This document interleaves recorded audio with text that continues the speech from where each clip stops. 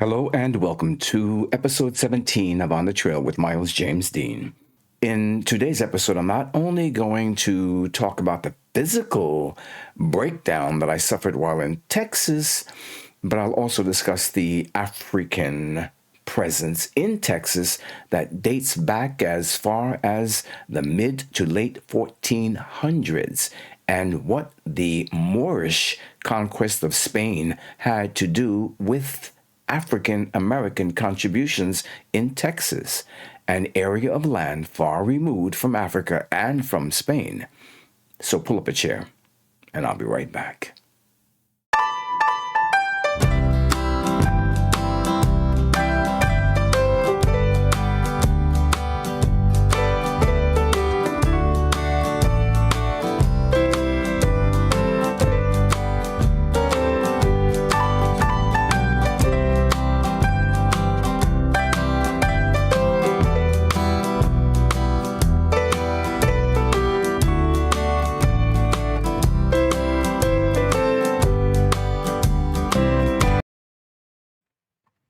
Hello and welcome back.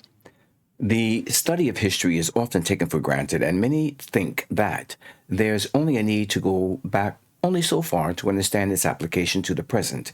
But if you read Chancellor Williams' book entitled The Destruction of Black Civilization, or even a more recent book by Malik Blade entitled Bloodlines of the Beast, you'll easily understand the fallacy in that belief. It was early in the 8th century that Moorish soldiers crossed over from Africa to the Iberian Peninsula, and the Moor chosen to lead them was General Tariq ibn Ziyad. It was within a month's time that he had effectively terminated European dominance on the Iberian Peninsula, and within 3 months had swept the entire territory. I'm speaking about the countries of Spain and Portugal. The Moors ruled the Iberian Peninsula for over 700 years before losing control of the region beginning in about 1200, in the 1200s, and then losing complete control by the mid 1400s. However, African people still remained in Spain. These first Africans in Spain were known as Ladinos, or Hispanicized Africans, and they were soldiers, servants, settlers, and slaves. So, what does this have to do with Texas? Well, it was from Spain that they began to arrive in the Americas, South, Central, and North America, as early as the 15th century, mid-1400s, and many of them as auxiliaries to the Spanish and Portuguese explorers. So, from the very onset of Spanish activity in the Americas, Africans were present both as voluntary expeditioners and as involuntary colonists. Esteban was perhaps the most notable African male to aid in the exploration of North America. Esteban, also known as Esteban, Estevan, Estebianco the Black, Stephen the Black, and sometimes referred to as the Black Mexican, was born in Azamar, Morocco. He was the first African in Texas, a territory which would eventually become the Western United States.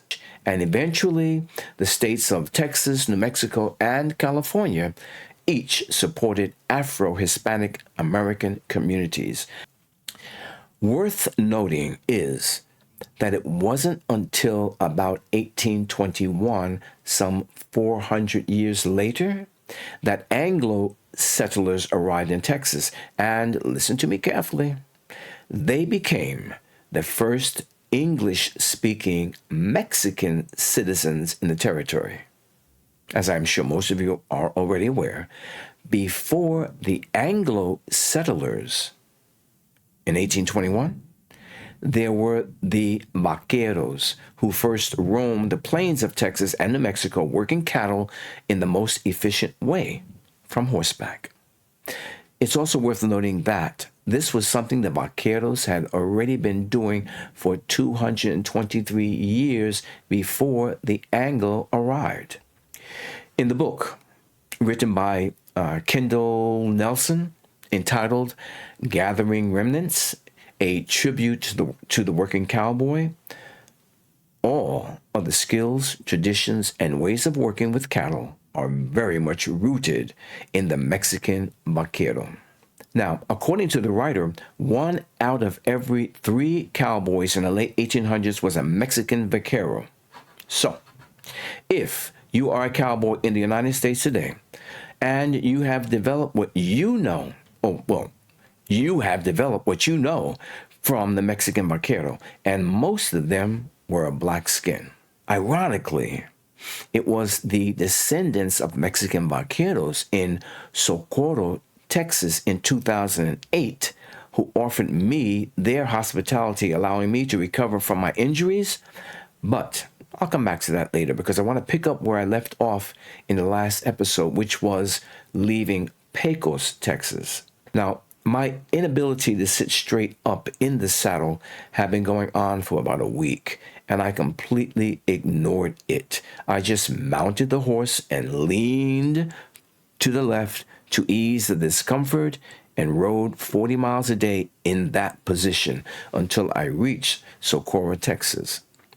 When I did reach the Love Travel stop with about 15 miles to go before entering El Paso, I was greeted by a couple of Spanish-speaking cowboys who were workers at the ranch called the Cerner Ranch there in Socorro.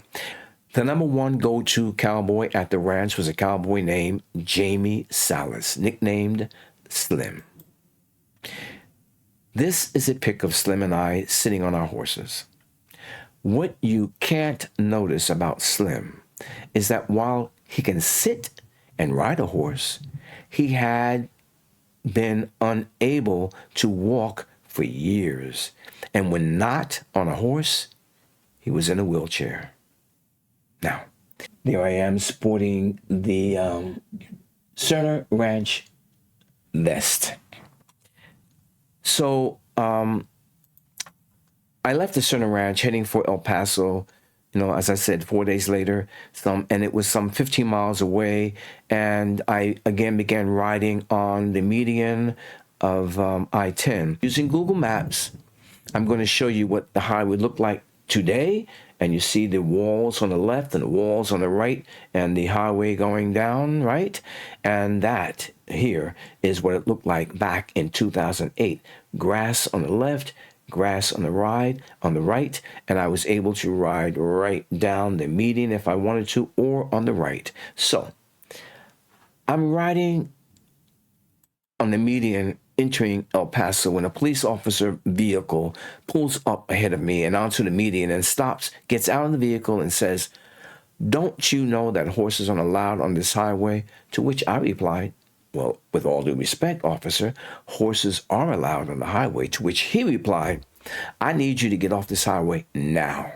And when I stop the traffic, I want you to ride over to that open area where he was pointing and get off that horse." I did as he requested. And when he asked me for my identification and saw that I was from New Jersey, he said, "Is this where you live now?" I said, "Yes, sir." And then, seemingly not believing that he was asking the question, he asked, "Did you ride this horse from New Jersey?" And I said, "Yes, sir. And my final destination is California." Well, he just looked at me for about 5 seconds as if he was stunned, and then said, "How long have you been on I-10? And I said, "Since coming out of Pecos, about 200 miles back." And then he put a handle on my name and said, "Mr. Dean, horses are not allowed on I-10. Well, at this point, I knew there was no point in continuing trying to plead my case to him, and I could tell that he was torn between what he wished he could do and what he thought was the correct thing to do. And so I lifted the burden from him and asked if I could speak with his supervisor, and he did not hesitate to put the call in.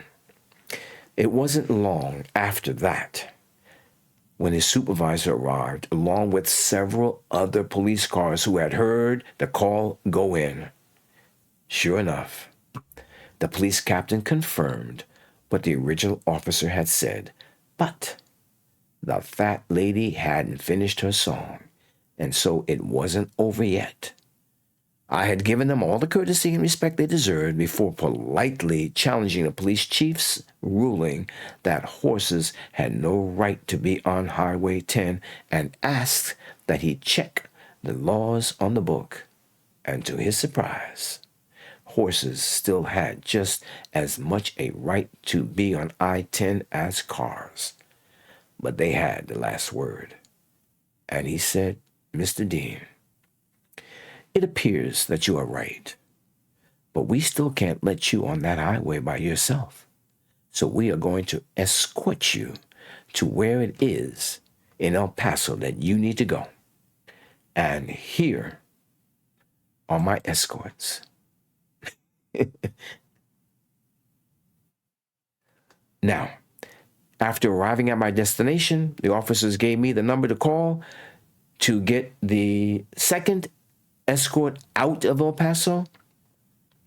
Now, it had taken me over 1,000 miles to ride from Texarkana, Texas to El Paso, where I intended to meet with Dr. Maceo C. Daly Jr. and members of the Gamma Chi Psi fraternity at the University of Texas, El Paso.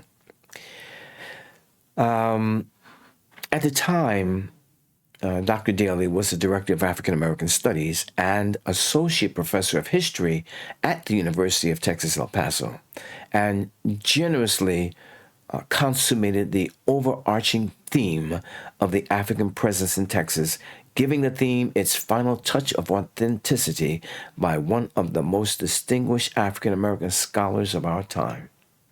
Here's an earlier picture of Dr. Macy, provided by his family. Dr. Macy's scholarly teaching career spanned through some of the most prestigious universities in the nation, including Boston College, Brown University, Howard University, Morgan State University, Morehouse College, and Spelman College, in addition to serving 2 terms as chair of the Humanities Texas Board of Directors and the boards of the Texas Emancipation Juneteenth Cultural and Historical Commission.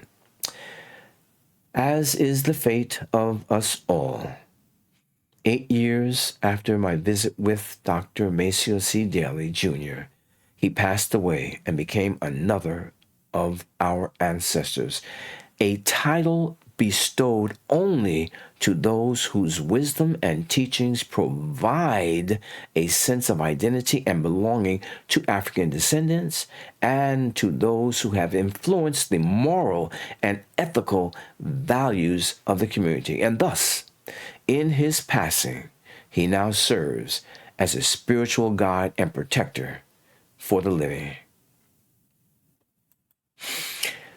After a 2-day visit in El Paso, on the 3rd day, my escorts, 2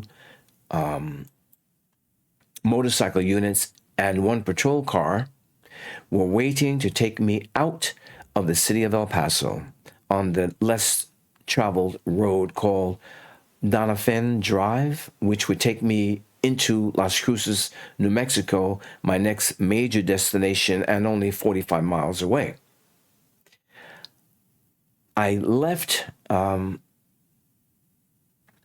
Paso riding my walking horse, Sonny, and Sonny was walking slightly slower than his usual pace of 10 miles per hour when one of the patrol cars pulled up to my right side, leaned out the window, and said, "You know that horse is walking 8 miles an hour?" To which I replied, "Stay with me and tell me what his pace increases to."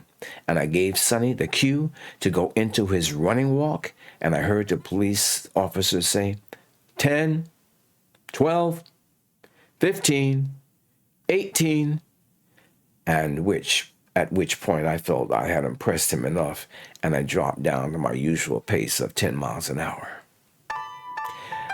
Now, in my next episode, I'm going to tell you what was awaiting me in Las Cruces.